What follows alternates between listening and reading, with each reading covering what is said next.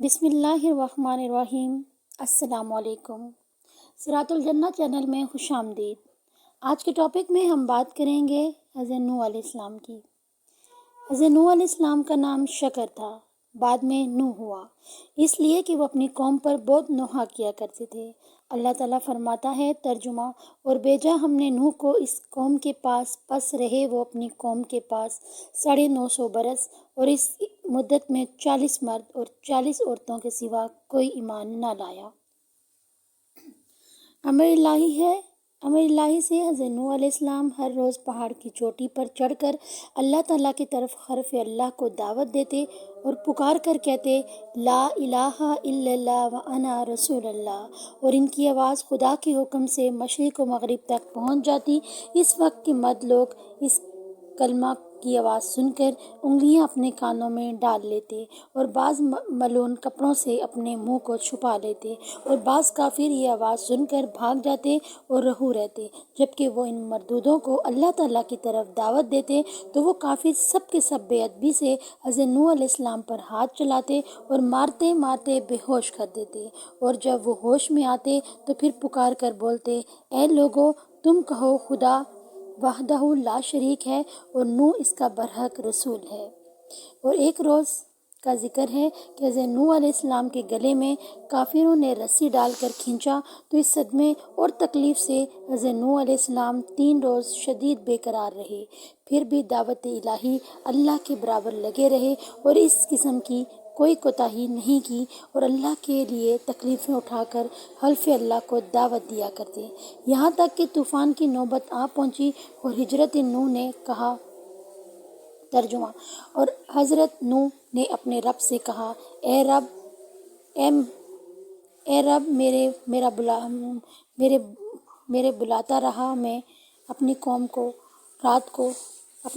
کو رات و دن، مگر میرے بلانے سے اور زیادہ بھاگتے ہی رہے، اور وہ ہر روز مجھ پر سوائے ظلم و ستم کے کچھ نہیں کرتے اور مجھے نہ سزا کہتے ہیں۔ اور ایک دن کا ذکر ہے حضرت نوح علیہ السلام نے اپنی قوم کو خدا کی طرف دعوت دی تو کافروں نے آ کر حضرت نوح علیہ السلام کو ایسا مارا کہ تمام کپڑے لہو لہان ہو گئے۔ تب ان کی بیوی جو کہ کافر تھی کہنے لگی اے قوم، حضرت نوح علیہ السلام دیوانے ہوئے ہیں، تم اتنا مت مارو۔ جو وہ کہتا ہے اپنے دیوانے پن سے کہتا ہے، اور وہ کچھ نہیں جانتا۔ حضرت نوح علیہ السلام نے اپنی بیوی سے جب یہ باتیں بے ادبی کی سنی، تب حضرت نوح علیہ السلام نے آسمان کی طرف منہ کیا اور رو کر کہا جیسا کہ اللہ تعالیٰ نے فرمایا۔ ترجمہ: پھر اس نے پکارا اپنے رب کو کہ گھر گیا ہوں کافروں میں اور میرا بدن ان سے فی الفور۔ جبریل علیہ السلام نے آ کر کہا اے نوح، تو دعا کر، تیری دعا خدا کی بارگاہ میں مستحسن قبول ہے۔ یہ قوم کو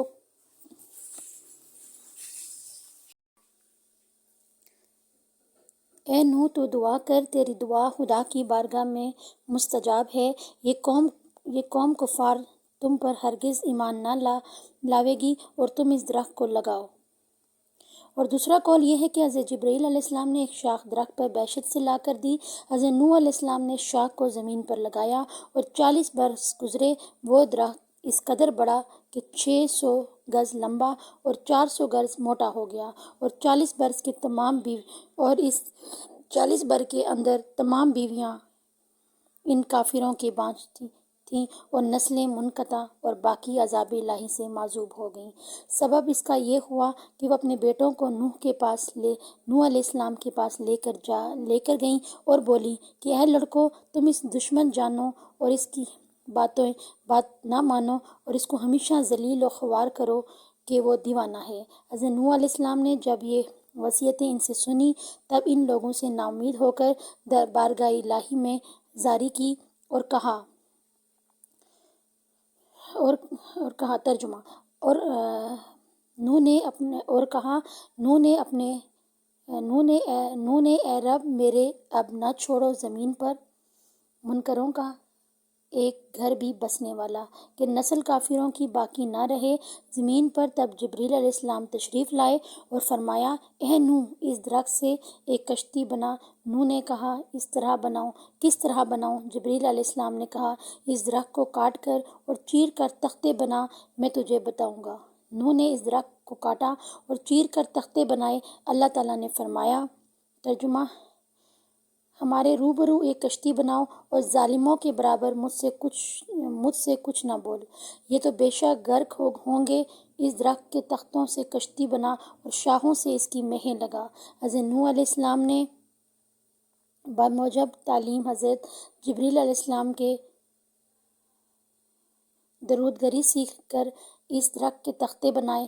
پہلے تختے پر نام آدم علیہ السلام کا اور دوسرے تختے پر نام شیت علیہ السلام اور تیسرے تختے پر نام ادریس علیہ السلام کا اور چوتھے تختے پر نام نوح علیہ السلام کا اور پانچویں تختے پر نام موسیٰ کا اور چھٹے تختے پر نام صالح اور ساتویں تختے پر نام ابراہیم کا، اور اسی طرح 1,24,000 تختے کے نام سے 1,00,000 پیغمبروں کے نکالے، یعنی ہر تختہ پر ایک پیغمبر کا نام لکھا تھا، اور آخری تختے پر نام حضرت محمد صلی اللہ علیہ وآلہ وسلم کا تھا، جو خاتم الانبیاء ہیں۔ حضرت نوح علیہ السلام نے حضرت جبریل علیہ السلام کی تعلیم سے کشتی بنائی۔ طول اس کشتی کا 1,000 گز اور عرض اس کا 400 گز تھا۔ جب کشتی تیار ہوئی تو اس کشتی کو دیکھ کر کافر لوگ بہت ہنسے اور افسوس کرنے لگے، جیسا کہ اللہ تعالیٰ نے فرمایا۔ ترجمہ: اور نوح کشتی بناتے تھے، اور جب اس قوم کے سردار اس جگہ سے گزرے تو ہنسی کرتے۔ اس پر نوح علیہ السلام نے ان سے کہا، تم ہنسی کرتے رہو، تم پر ہم ہنستے ہیں، تم پر جیسے تم ہنستے ہو، اور اب آگے جان لو کہ اس پر عذاب آتا ہے، عذاب رسوا کرنے والا اور ہمیشہ رہنے والا ہے۔